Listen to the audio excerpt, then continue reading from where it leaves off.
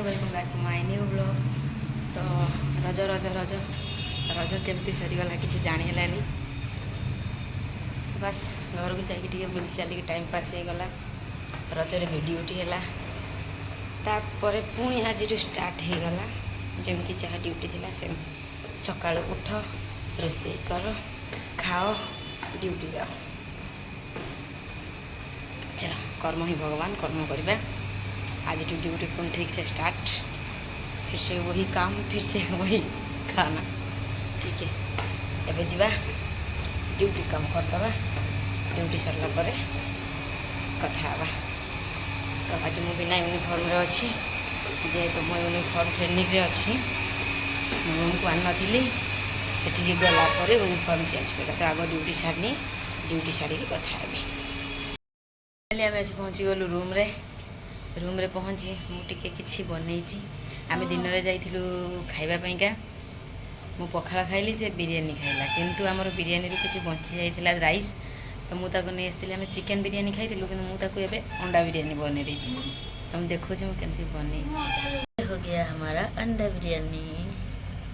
तो राइसटा खाली बची जाइला, तो राइसटा खाली नष्ट करहबनी कि खाली खाई हेनी, से मुझे बनईदेली अंडा बिरियानी। तो आम टे खाइनु, तापर रोसे जहाँ हम आग खाई। जो मैंने खाया चाहते अंडा बिरियानी जो नहीं आस दांत खाई पाऊँ, दांत बिंधा हो जोर अल्प अल्प खाऊँ। लुणिया हो जाए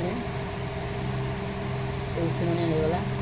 तो आम टे टेस्ट तो कौन एवरेज अच्छी, से कहला एवरेज अच्छी तुम खास है तब फिर भी हम खाई खाई सारा भाभी मुझे आउ कौन बना हो रात खाया आग खाई दूँ तापर जहाँ करा तार फोन कथा घरे खाई दूँ। आमर खाଇବା रेडी हो गला।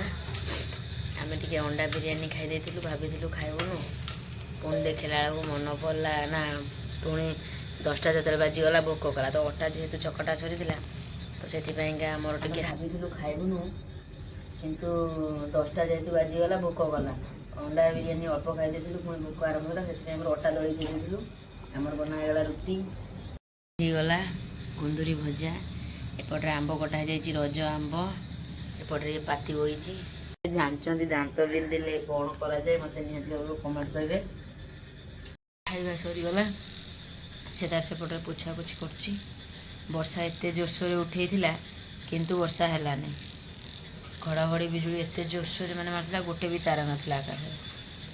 वर्षा तो है छाड़ा जो गरम को से गरम हो। तो आम गुड मॉर्निंग एवरीवन। तो मॉर्निंग रू मुझे जल्दी जल्दी जानी थे उठी पड़े, उठिके कारण रोषे कर थाए, किंतु मु भात डाली बसई सारी। देखुवे एपटे आमर गैस रे भात डाली बसी, बस मु बसिकी बस 10 मिनट जाइनी गैस सरीगला यार। तो गैस तो सरीगला, एवं तो रोषे करहबनी सका, कारण उठिले गैस दुकान आग बुझापी पड़ो कौन करने पड़ो। तापर जहाँ करा से जाइए गाधेवाई आइले जीवु जलखिया किणिकी खाइबू। आर थर तो गैस भरिकी आणु आणु आमको 4 दिन लगिगला। देखा एतर आमको केते दिन लगुच। तो मुझे चली रेडी हो ड्यूटी जीवार अच्छी 7:30 अलमोस्ट बाजी सारा। सी आसिले बस बाहरिकी पलैबू, तापर जाई कौन टिफिन करनबा। ये गैस काई को खत्म होता है यार। ठीक अच्छे जी जल्दी जल्दी बाहर जा गली मु रेडी। तो खाइनु तो गले कौन टे होटेल खाइना। सका तो होटेल खाइबू, खरा बेले जना पड़ो होटेल खाऊ कि कौन करूँ। गैस भरा हम देखिए खरा आड़ जना पड़ो। एवं बस जाइए होटेल आग खाई ना, तापर खरा बेला कथा भाविबा। एबे चलू खाने के लिए, जेहेतु गैस सर जाइए तो आम जाऊँ होटेल को टिके जलखिया खाई आसापा। आम खाई आसू तापर कथा।